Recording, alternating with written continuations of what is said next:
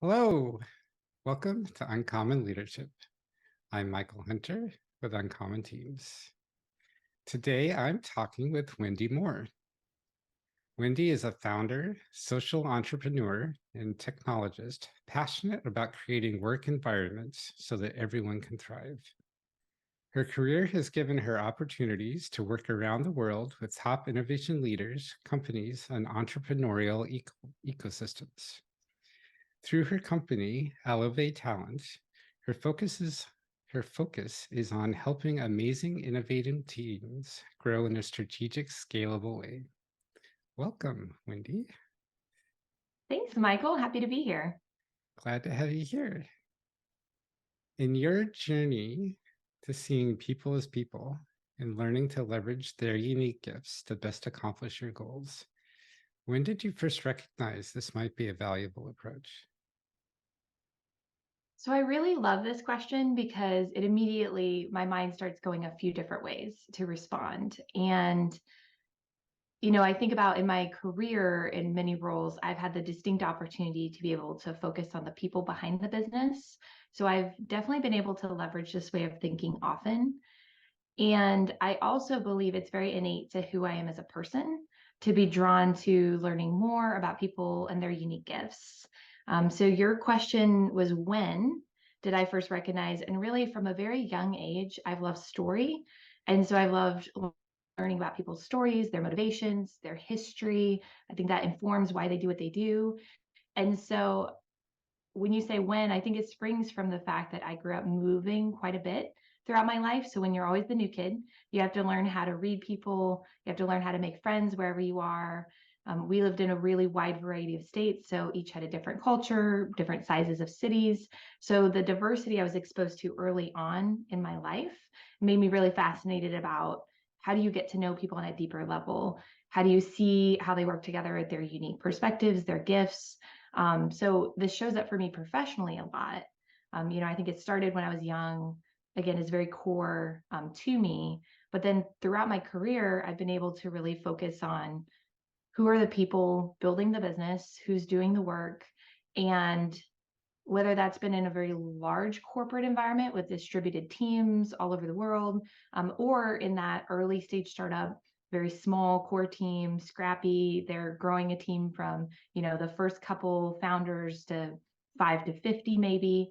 And so when you can see people as people, and you can leverage their unique gifts in each of those scenarios, it's really essential when you're navigating any environment because the dynamics for that make all the difference in how you lead a team, if you're in a leadership role throughout that, and being able to see your team for their unique gifts, especially through major growth or transition, which is where I typically live, is in those growth phases. So I'd say it's shown up for me a lot throughout my life, and has definitely been a huge asset to how I've been able to help build and work with teams. How do you bring that fascination and interest in who people are into the workplace, where so often we're told our brain can come in, everything else has to stay with the coat and bag? Yeah. And that's a good question because there is, I would say, a line to walk between seeing people as people, they have real lives outside of work. Work is not everything. And then also holding that professionalism within the workplace. And I use professionalism loosely because I think that means different things to different teams. Again, when you're talking about a startup, you might sleep on the couch at the startup while something's, videos rendering. You might have to, work through crazy hours. So you get to see people in a very different environment. Big corporate environment that's much more, hierarchical. It definitely has a lot of structure to it. But within each side of that, you still have to get down to the human element of, if it's not necessarily getting to know everything about them, you at least need to know how they show up at work, how they're, what's going to motivate. I go a lot to motivation, right? Because that's very different for every person. And so regardless of what type of a team you're on, you need to figure out what motivates each person on your team, what's going to drive them, how they like to be communicated with. And so in one particular role, I would say taught me the most about this was when I was doing change management consulting in a large corporate IT environment. So very thousands of employees distributed around the world, large corporate headquarters where I worked, and you have every possible type of perspective. You have different generations in the workplace, you have different roles, you have the creatives, you have the highly technical. And so when you blend that kind of a environment together, you have to get down to the core of, if I'm communicating out something that's critically important to every single person of these thousands of employees, how can I have similar messaging that's going to resonate with each one of them? And so the things I learned in that role, the methodologies, the approach, has really translated over to everything else about how I work with teams. Because if you can roll out change, you can communicate accurately, effectively. I'd say the effectiveness is just as important as the accuracy.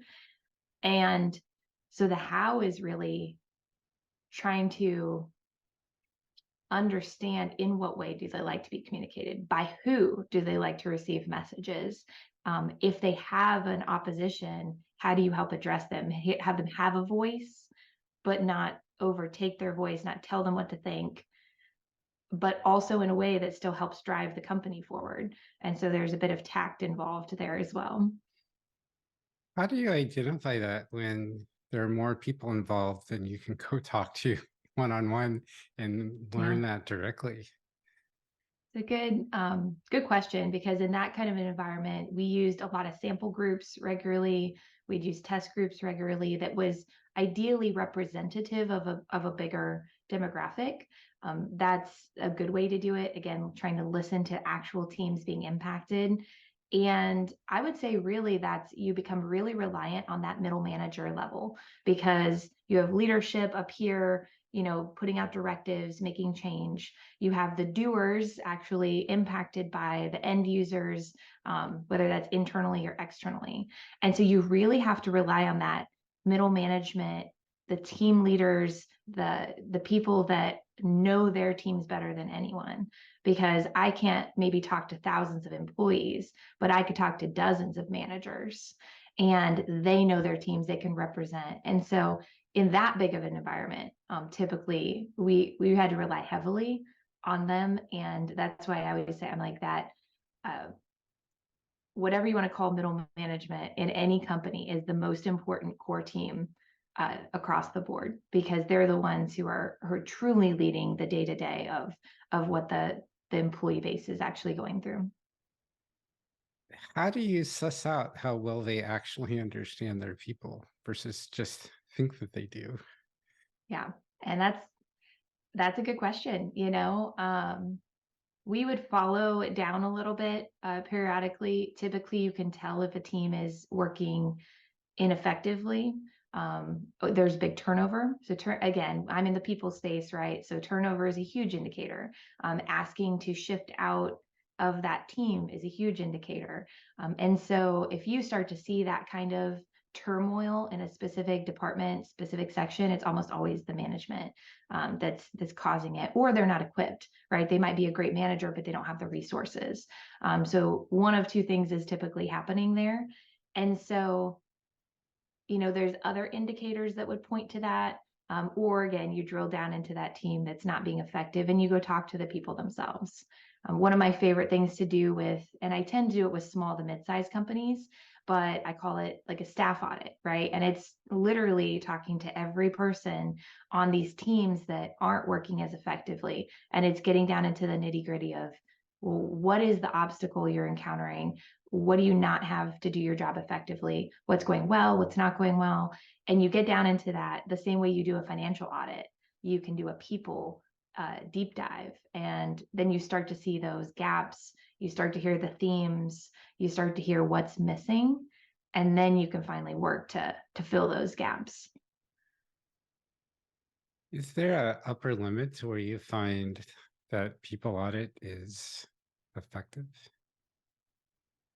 Yeah, and that kind of a deep dive, I wouldn't typically offer to a company over about 500 employees, right? At that point, it needs to look a little bit different. And certainly, and that even if it's hundreds of employees, you're not talking to every single one, then you are kind of reliant on teams, representative core teams. But it works really well in that early stage. I work a lot with early stage startups going through major growth. And so if you're working from, that original core, maybe dozen employees, and now you're adding new to the team, the dynamics behind that, the shifting team personalities, who's coming on board, you're moving from generalists to experts.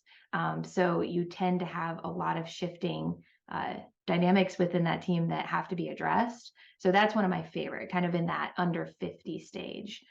Mostly because every one person you add makes such an impact to the whole team. And that, lessens as you grow over time. What have you found is the biggest roadblock to teams being a high performing, we value everyone for who they are, that I believe every team really wants to be? Yeah. The first thing that comes to mind, I'm sure there's many, but the first thing that just comes to mind is just the communication, only because it goes back to that core person. Different people like to be communicated with in different ways. They like to have their voice heard or don't care about having their voice heard. They just want to do their job, and there's so many different personalities, so many different motivators out there. So I do believe so much of it comes down to just the way things are communicated out, the methods, but also just the core message of, if leadership is being directive instead of inclusive when they roll out change, they have big transitions happening, a lack of transparency, but again, that goes back to communication. And so if the team feels like decisions are being made just without even considering the impact on them, that's going to always hit negatively. If there's a lack of transparency and then all of a sudden things are thrown at them, that's going to always hit negatively. So I would go back to that core of just how and when and why are you communicating to your team the decisions that are being made, and how are you including them in that decision-making process? And some people that doesn't matter as much. I mean, I wouldn't say sweeping across the board, every employee wants to be in a strategic planning session. Not everybody does, but some do, or some should be involved in a component of it. And so it's sussing out who on your team cares, who can help represent maybe a broader group, and what value can they add when you're starting to plan for growth, plan for transition. If you're working through change, if you're downsizing, a lot of companies right now are feeling that tightening. So it's not a growth phase, but it's a major change transition phase happening. And so if you can give your employees a voice, and then at the end of the day, when the decision is made, they see their voice was represented, that I think makes all the difference in helping remove some of those roadblocks. If I'm on the downstream side of that and feeling that my voice isn't being heard, how can I change that and bring it more into feeling I'm having the input that I want to have? Yeah. And that's hard because, what I see so often is that it's unintentional from a leadership level. I like to, again, give people the benefit of the doubt that they're well intentioned. They want their employees to be fulfilled and happy at work.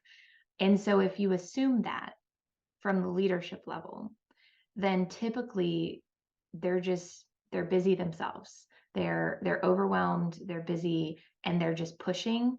And if as an employee, I recognize that leadership, the founders, whoever you're working for, is making decisions to drive the company forward, then I go in from that perspective as an employee and say, here's the value I can add for your end goal. So it's just making that tie to my core function, how I can impact this positively. I would always encourage people to bring up concerns, but do it in a way that It's not just complaining. It's not just saying, it's not just coming up with a problem. It's saying, I have solutions here I think could really impact, I think could really help. So coming forward with a plan, or at least some solid ideas, that to me plays out significantly better. Again, assuming that the leadership is open to it, they just didn't think to ask. Because more often than not, I don't believe it's out of malice. I think it's out of either ignorance that that's happening or just lack of time. I think time is our biggest issue when we're all building businesses. We're running. Everyone is, building fast, growing fast. Everything's changing quickly, and so if you assume your leadership is well-intentioned, then that channel of communication feels different than if you assume negative. Right. My voice may be dropped on the floor out of accident or Right. not even recognizing that it had slipped out from the pile rather than Mhm. intentionally being thrown down there as something that I don't care about today. Absolutely. And, I work with a lot of highly technical teams. And especially in that environment, you have such a variety of personalities. So, in business, it's the extroverts often have the loudest voice. So then the loudest voice gets heard, and then that's the message that gets up to leadership. And so I always encourage teams, especially when I'm working with managers, um, that they represent the voices of their team to leadership as much as possible. Because typically, if you've moved into a manager level, you should have that skill set of not only sussing out from your team, maybe hitting different types. The introverts of the workforce are often the most introspective, thoughtful employees you have, but they're not the loudest voice. And so again, I go back to that, equipping your middle managers, your team leads, those core leaders to your team, equipping them with the ability to bring every voice on their team up to leadership. So even if it's not the individual employee's voice, their voice is being represented by their team. And I think that helps with the variety of personalities, the variety of even just generational differences within the workplace. We hear a variety of, it's not always the loudest voice that needs to have the message that gets to leadership, to our stakeholders. So I would encourage all the managers to understand that about their own teams as well. That seems really important because if I, as a leader, come to my management and say, this is what we're doing, then they just have that one data point. Whereas if I come to them saying, these are all the things we considered, these are the reasons why each of these makes sense and don't make sense, and this is why we chose the thing that we did, then that gives those that my management all that additional data to Mhm. point out, well, you missed this option, what a, or to then probe into that and why did you decide not to do this, or this seems really important, why did that not bubble up to the top, to so that they can do their job of deciding what the right way forward is. Mhm. Absolutely. That brings to mind one thing I learned in the testing world, that our job as testers is not to say that the software is ready to ship or that we should or shouldn't ship this, because that's a business decision and that's what the business leaders are there to do. Our job as testers is to provide information about, here's what I know about the state of the product. Here's the parts of the product I don't have as much data on. Here's what I feel the risk is in if we ship today because of this, that, and the other thing that might be going on. Yeah, I think that's a great example of kind of what I'm talking around here is that it's all about the data points for leadership to make informed decisions. So when we talk about everyone's voice being heard, it's everyone's voice is a data point within that company so that leadership at least makes informed decisions. And it may not and it won't be, actually, I would say it will not be everyone's idea. And it can't be, everyone has differing perspectives, different ways that they think the company should go, different decisions on product or, different features. But at the end of the day, leadership has to make business decisions. But in an ideal, great company structure, you've been transparent enough, you've gathered enough information from your employees that that decision being made is representative of what's truly happening on your team. So exactly to your point with the testing, it's not each individual employee's decision to say, this is the way the business should go.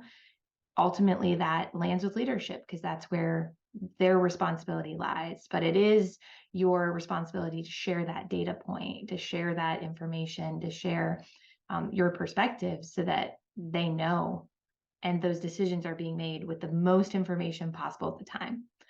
And that's the best you can do when growing a business. You can only make decisions off of what's available at the time. You can't know everything. Nobody has true foresight for all of the factors, but you can make good decisions off of what you know. And it strikes me that for that to really work, the management has to have the courage to say, to give that clarity to each person of, this is the role I asking you to do. This is what's in scope. This is what you don't need to worry about. And then to stand behind that so that we don't go back to that tester and say, well, you told me it was okay to ship. And then we have this horrible customer impact. And also then it's okay to go the other way and say, okay, testers, we are asking you to make the no ship decision. And we're going to stand behind you on that. We're not going to second guess you. And if it turns out that we ship when there was some big issue, we're not going to come back and blame you for saying that that was the decision. Yeah. Yeah. I think courage is the right word there because it does take courage to be that transparent. And again, at the end of the day, no matter what size of company you are, the kind of buck stops with leadership, the people who have to stand publicly behind that decision. So you're right. It does take courage for them to trust the information coming from their team. And that's where I think that great relationship, when it is done well, is fantastic. And those are the teams you see thriving, is when the employees' information is being heard, their direct line to leadership is open and working and transparent. And leadership is, at the end of the day, taking the ownership of the decision being made stops with me. And I trust my people that they were well informed for the point in time we were at. And that's always the factor, is for that point in time, that was what we decided based on what we knew. Right. And being clear on what that was, not Mm-hmm. bringing in all the stuff that we learned in the time since. Yeah.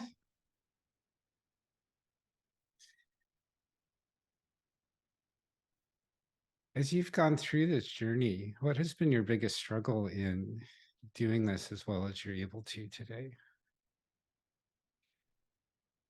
Yeah. I would say that just over experience, you start to see things done really well and you start to see things done very poorly. You learn a lot from the way it's done poorly. And so I've been in companies doing massive layoffs. I've been in companies doing massive growth. And in some scenarios, those communicated decisions were done effectively, whether the information was good or bad. And in some, it was done very poorly, whether the information was good or bad. And so what I've learned that informed kind of the way I approach things now is that, again, it goes back to how, and you can have great intentions, but still do this very poorly. So, or you can have terrible intentions, but still do it relatively effectively. But every time and I'm talking mostly communication, because again, I just think everything goes back to that when you're working through change, when you're working through transitions. And so I think the biggest struggle for myself, as a leader within companies, and what I've seen leaders struggle with is transparency in to the right level. So you don't want to tell everyone everything, because that terrifies your employees. That's nobody needs to see all the things, but you do need to be transparent enough about how or why. And so when a company is about to go through major reduction in staff, we've seen a lot of this on the news lately. I've lived through it a lot with companies, and that can be done as effectively as possible and softening that, as long as the transparency factor is there from leadership. Not to the full extent. You don't want to tell people 2 months in advance, we might have to do this. But you could work through saying, we've seen some market shifts and we think we need to shift some roles around, maybe do some internal restructuring first. That's an indicator to employees, though. So if you start having town halls, you start having communication around, we're going through some major restructuring, we're trying to prevent reduction in staff, but there's no guarantee there. There's a layer, and this is, I don't know that I have all the answers because each situation is so different, but there's a level of transparency that's required to retain your people and their loyalty. And then there's a level of transparency you probably don't want to go into, which is, if we can work through this as a company and come out stronger the other side, you don't want to have terrified everybody throughout the journey. So my answer, I think that's why it's a struggle. The level of that is challenging. And there's no book for this, there's no roadmap for this, because each scenario is different. Some companies can fully weather the storm by doing some really good strategic moves in that time. And some, to no fault of their own, have to make very hard decisions. But the way they do that, so it's the method, is the most challenging, but also the thing that can pull you through that and help you weather that storm without your company going under. Is there a common thread you found through all the different methods and techniques you've seen of what works well versus what doesn't? Yeah, I would say, when I've seen this done well, there's kind of different tiers of communication for different groups of employees. So just to get slightly more granular, when you think about the methodology of how you're going to communicate out bad news, it's who needs to know what at what time, and how do they need to receive that message. And I talk a lot about teams and managers and how they work within their departments, because again, I see them as the heroes of the workforce, especially as a company scales up and grows, because that distance between employees and leadership starts to massively stretch. And so when I've seen this done well, it's when leadership is very transparent with that middle management tier. And then the middle management tier softens the blow of communication to their teams. And because that's who they know and trust. So as an employee, I've been in one of those corporate environments, and you meet the president of the company maybe once at an employee breakfast, and that's it. You don't know them. You don't know the CEO in those massive companies. When you're in a small scrappy startup, you know the CEO. You're having breakfast together regularly. You live life together. But as you grow and expand, who you trust is your core manager, that team lead, the person who is that buffer essentially between you and leadership. So when this is done well, leadership is transparent with that leadership level, that middle management level. And then the middle management level helps disseminate information to their employees and their team in a way that they know they can handle. So that, I think, is, if there's any roadmap to success, that's a way of transparency that helps soften blows of bad news. Good news could also be disseminated the same way, because too often we see the leadership at the top gets to blow the horn on all the fun things. They get to do all the congratulatory things. They get the wins. And I love when the team leads, the managers get to communicate the wins to their own team, that the teams get to celebrate on their own, that they get to be a part of the wins as well. So I think that happens in good or bad scenarios, that line of communication, depending on how big your team gets at some point, that method of communication is so important. I like that because it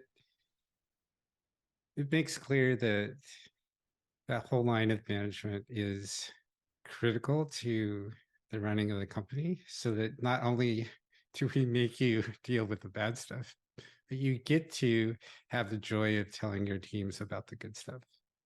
Right. And it also bypasses the common, because people are smart. They figure out pretty quickly when it's always the bigwigs who say the good stuff, that when the bigwig calls a meeting, we know it's happy news. And when it's my manager that Right. calls a meeting, we know we're in trouble. Exactly. It's like when you're a kid in school, and if the only reason you ever get called to the principal's office is when you're bad, you start to fear the principal. But if you sometimes get an award for, good citizenship, if you get called to the principal's office, that's great. It's not always a bad thing. It's just changing that relationship, that dynamic. And it also really saves your leadership level. It really saves your management level, because they get to celebrate the wins of their team. They get to be a part of that congratulatory phase, and they're not just taking the brunt of the bad, because that's very common. They take the hit for their team more often than not, and buffer their team from the bad. So making sure they get the celebration is, I think, critically important. It's a way for upper management to demonstrate to the people below them that they respect and trust and value. Absolutely. This has been a great conversation today, Wendy. What else Thank should I you. ask you? You know, what I love about the way you lead these conversations, is it's so many core themes that translate across a lot of different companies, a lot of different sizes. So I might ask you, I guess, what core themes do you hear, as far as struggles, or again, celebratory things that are common, no matter what type of company, no matter what type of industry? I know for me, I work pretty industry agnostic, because I find these core people, again, it's all about the people who's building the business. People are people, no matter what they're building, no matter what the product is, the industry necessarily. There's some nuances there, but so I'd ask you, are there any kind of core struggles or team themes that you see? One core struggle, and this is what my business is based around, is helping leaders resolve, is I don't know how to bifurcate myself into what I feel I'm allowed to bring to work versus all the things that I am. And see my team struggling with this as well. Attempting to resolve and handle the struggle takes up so much energy that we can't focus on doing what we're here to do and what our leadership is asking us to do. And so what I focus on is helping leaders resolve that. There's always a way to bring all of who you are into everything you do, and especially into the workplace. And to do that in a way that helps your team and all of those around you do that as well, however far along that journey they want to go. Mm-hmm. It's a worse outcome than struggling with bringing who we are into the workplace is doing this in a way that harms other people. And Right. so this is maybe the biggest struggle, is how do I do this in a way that helps everyone else and rather than harming? Yeah. Yeah. And, I think you communicate that beautifully because there's no easy answer in that. I hesitate to use the word conflict, but that's the word that comes to mind, is that conflict between what historically work has been and what work is shifting to be. And, again, you see this play out so much in generational differences because work historically has been a very clear cut, defined space. When I go there, I do this role, I come home, I check out. I like to leave that behind. I am this person at home, I am this person at work. And that has started to ebb and flow. And we've seen as different generations enter the workplace, different expectations for how I can bring my whole self to work. And is that a safe place for me to do so? And can I effectively do my job within the workplace and also still be me and my whole person? And there's no real easy answer for that because so much of that lands on that workplace environment, providing a safe space to do so. And this can be on every possible spectrum of the imagination for what that means to you. But if I want to be able to show up, be my best person when I'm physically in the office or I'm logging into my work, how do I effectively do so? I've spent a lot of time in the mental health space. So I talk about this a lot as far as how does your mental health impact your work self, and how does your work self impact your mental health? And it's so intertwined and interchangeable.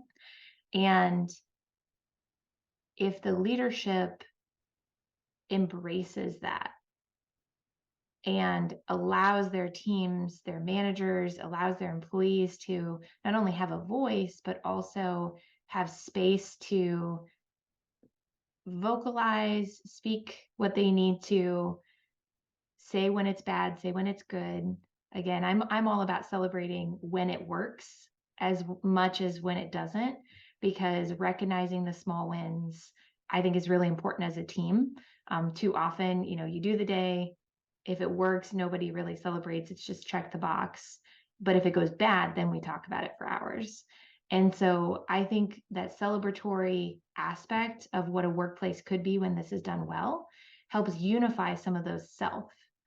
So if I'm there and I'm able to celebrate with my team when we do good work together, I feel like I'm building that trust with them that allows me to also bring more of myself.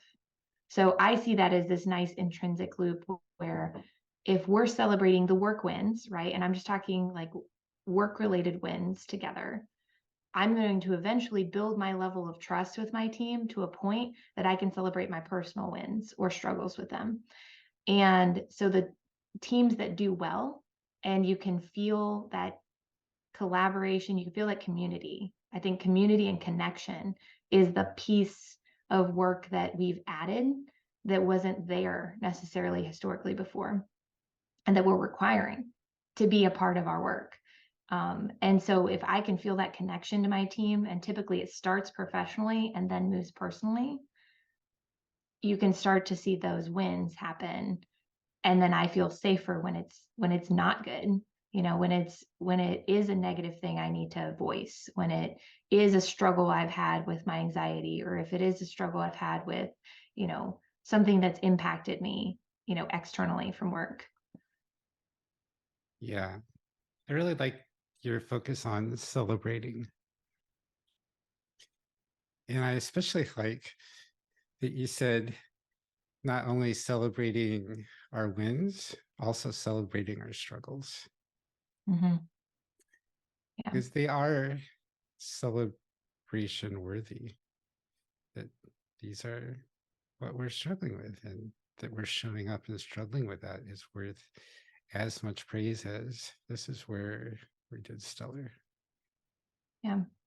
One of the startups I worked with, every time they got a no from an investor, they would read it out loud and celebrate it essentially. And the way we looked at it in that environment was, this is information we've learned, and that's a win. And so even though there were no's, even though it was hard, and that was, trying to close an investment round, an early stage startup, that's a hard place to be as a team.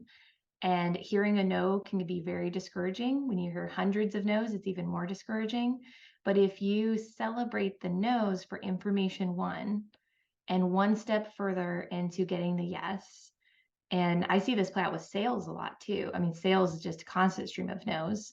Engineering developers is a constant stream of errors. It's you get so much negative hits before you get the positive, that if you don't start to just look at that as information versus negativity, then you can drown in it. And so I think that's, the celebration of the struggle is just as important. And that's the unification. If you think about what brings a team together more than anything, it's having some sort of common struggle, common problem to tackle. And so when we talk about connection and community, it is unifying at least around the problem. If you can't unify around the win, we're all attacking this together, we're all fixing this together. And so it's done well. When that's done well, you have really cohesive teams, and they're also sharing more of themselves as they go. And so, really, what you're saying is everything is a win. Yep. I 100% align with I everything would is say a win. everything is information. Yeah. I'm that person where in an interview, if I ever got asked, like, what was your biggest failure? I can't answer that question, because not that I've never failed, but because I think every failure is a lesson to learn from, to grow from. Nothing is truly a closed door. You just pivot to something else. And so if you think in that way, it's this kind of mindset of abundance, right? It's not that this no means no forever. It's a not now or not that, but it could be a yes over here. It's just redirecting you, I think, at that point. And so that's a different mindset. It's a different shift, and it's easier said than done, I would say. But I really don't believe that a straight failure, in the workplace or personally, is really a thing. It's just information. 100%. And this is why I focus so much on tiny steps and tiny experiments, because Yep, experiments don't succeed or fail. They just give us exactly. information. Love that. Yep. Yeah, And think like a scientist. yeah.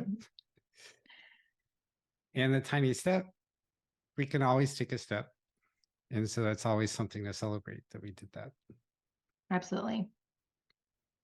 And if that step feels too scary, too big, there's always a way to take a smaller step. So we always have a way forward.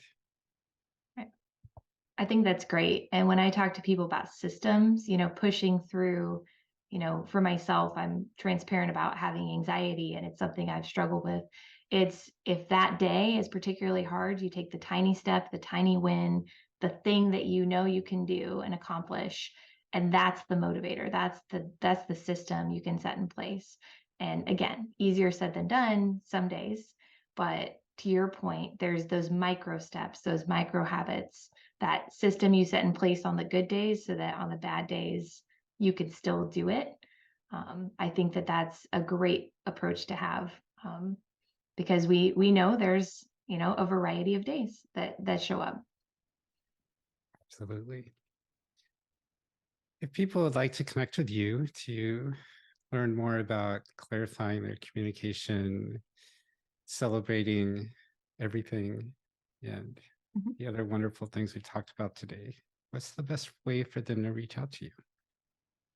Yeah, and I would love to connect with anyone. I work with company leaders as well as employees, and I do coaching as well as through Eleve Talent. I do a lot of work through growth or transition phases and how your team dynamics work. So free consultation with anyone working through growth, team dynamics, pain point of hiring right now. That's great team members. It's very competitive right now. So please connect with me. I'm most active on LinkedIn. So Wendy Moore on LinkedIn. You can find my company Eleve Talent, ELEVE Talent, anywhere on any of the platforms. Again, LinkedIn is probably the best, or you can email me directly at wendy@elevetalent.com. So I would encourage anyone to reach out. I would love that. Great. And I'll have all those links in the show notes. Perfect. What would you like to leave our audience today with, Wendy? So at the phase I'm at, growing my own company as well as working with other companies going through growth, there's been a quote that's really been resonating with me by Helen Keller. It says, "Be happy with what you have while working for what you want."